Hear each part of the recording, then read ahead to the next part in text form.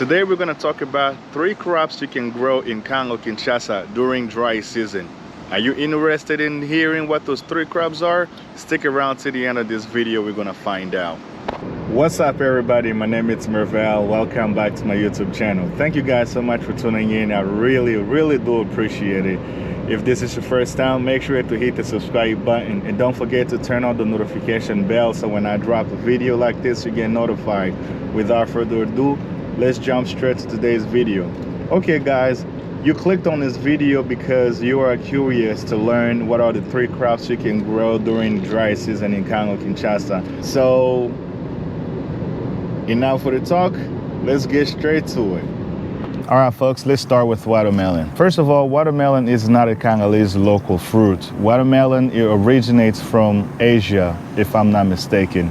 Growing up in Kinshasa, I never knew such a fruit existed, but thanks to our current global economic system, we are able to trade and do business with a variety of countries around the world, thus making it possible to import and export certain agricultural commodities, in this case watermelon, because since we were talking about it, makes more sense to mention it, right? And yes, so that's how we ended up with watermelons. My last trip in Kinshasa in 2021, actually the trip before that, 2020, I was able to see watermelons a lot on the markets, and I started asking since when watermelon is growing in Kinshasa. That's when people explained to me that it wasn't actually from Congo. I was like, wow, it makes more sense because I never consumed it growing up as a kid in Kinshasa, right? Which is okay.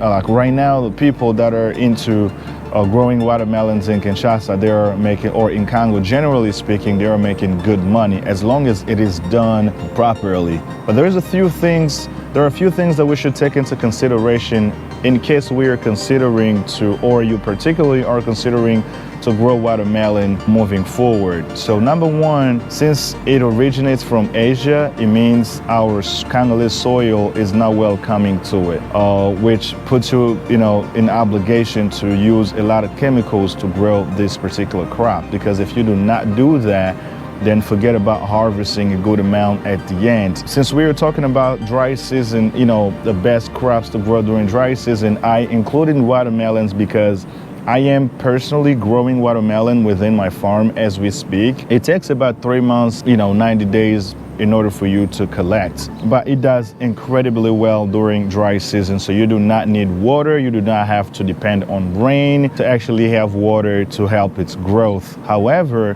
what you will need, it's more chemicals. So that's another expense you have to consider growing watermelons in Kinshasa, because that's the only way you can ever grow this. You need some chemicals to actually feed the soil, thus allowing the watermelon to grow under the condition that will permit it to grow properly. Otherwise, you just can't grow watermelon in Kinshasa if you didn't use chemicals. You know what I'm saying?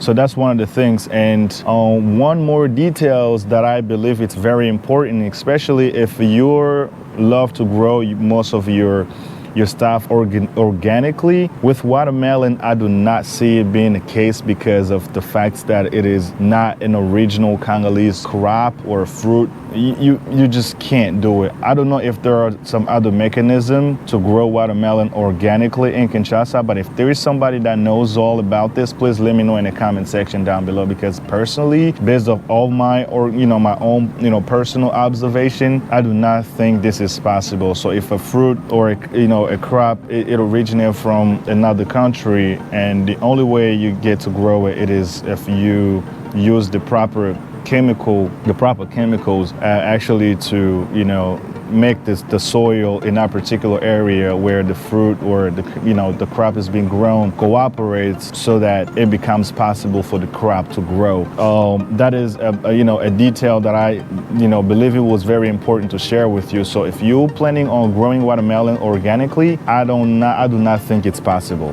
Maybe there is, but I'm not sure. Just let me know in the comment section if you know anything about that.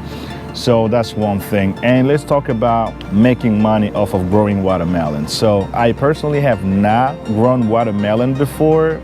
to give you the numbers and tell you the facts. However, this is going to be my very first experience, and once I collect, I will actually share that with you guys. And that's one thing that I just wanted to get out of the way. But I have people who have grown watermelons, but from their experience, they told me that they were able to collect and actually make good money off of it.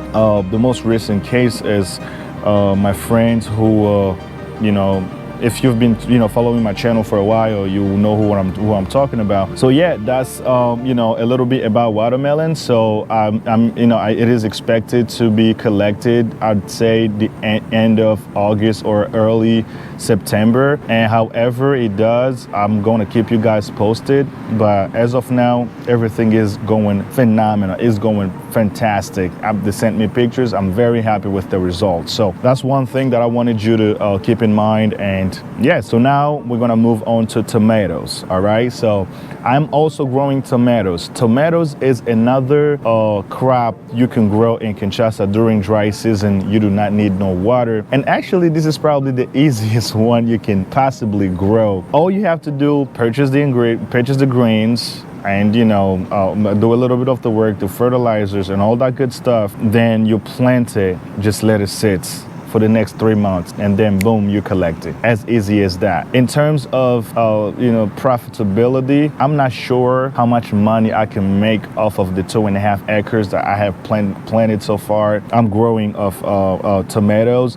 I will have to wait and see how this plays out, because I cannot tell you something that I'm not sure or 100% sure of. All I can tell you is that I'm growing tomatoes among the other crops, among the 3 crops that I'm currently growing on my farm. But I cannot tell you for a fact how much money I'm going to be making off of it, because yes, of course, I might need tomatoes for the people that are staying there, but the amount that I'm planning to just give it away to people, that's a waste of money. I'm not doing this by any means to actually I'm just trying to see how the market is, how this is going to work moving forward, because remind you, my farm is in the growing process. So I'm basically building it, so in the future, when it actually reached the level which I intended it to reach, then we can be talking about other businesses. But at this point, I'm more depending on making sure that the places run smoothly and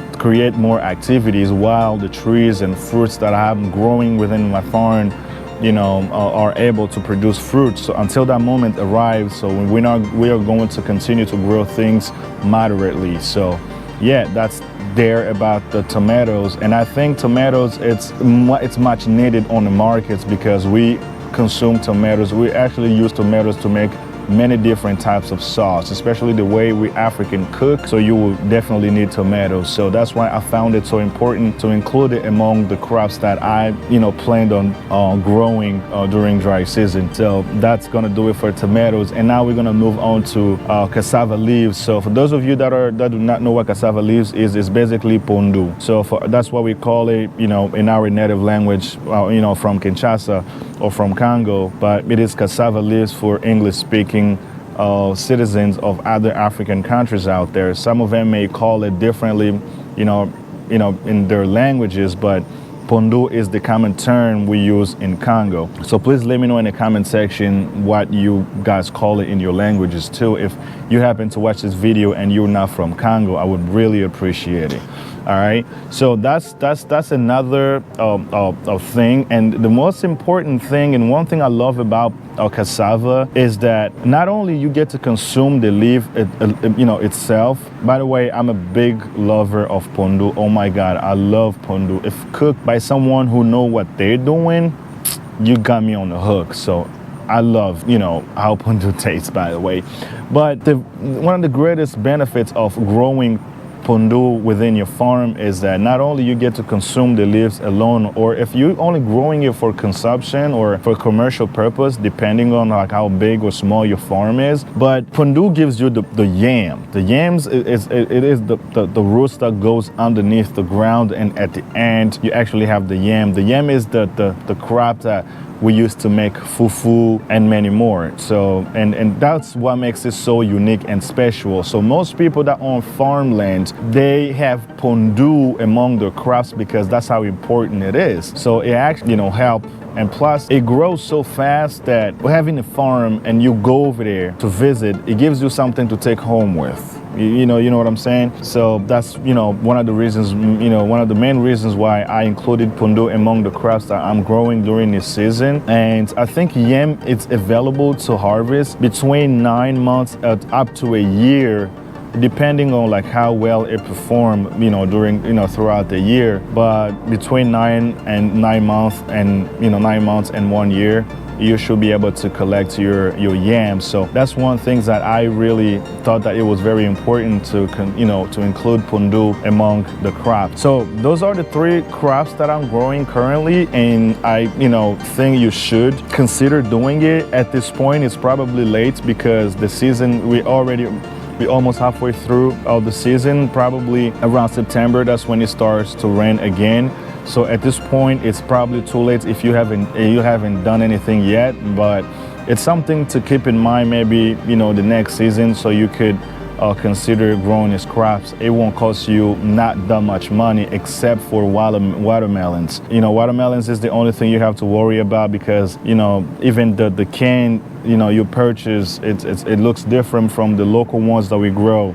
You have to calculate the chemicals that goes into it, and there is just a lot to grow watermelons. It's something to keep in mind. All right, that's all I have for you today. Thank you guys so much for tuning in. I do appreciate you all. Make sure to hit the subscribe button and remember to turn on the notification bell, so when I release a video like this, you get notified. Stay tuned, because there's a video that's about to drop about the update on the farmland concerning the barn that's under construction. So there's a lot of updates that I'm going to give you guys, so make sure you stay tuned for that. Until the next video, I'll see you guys later. Peace.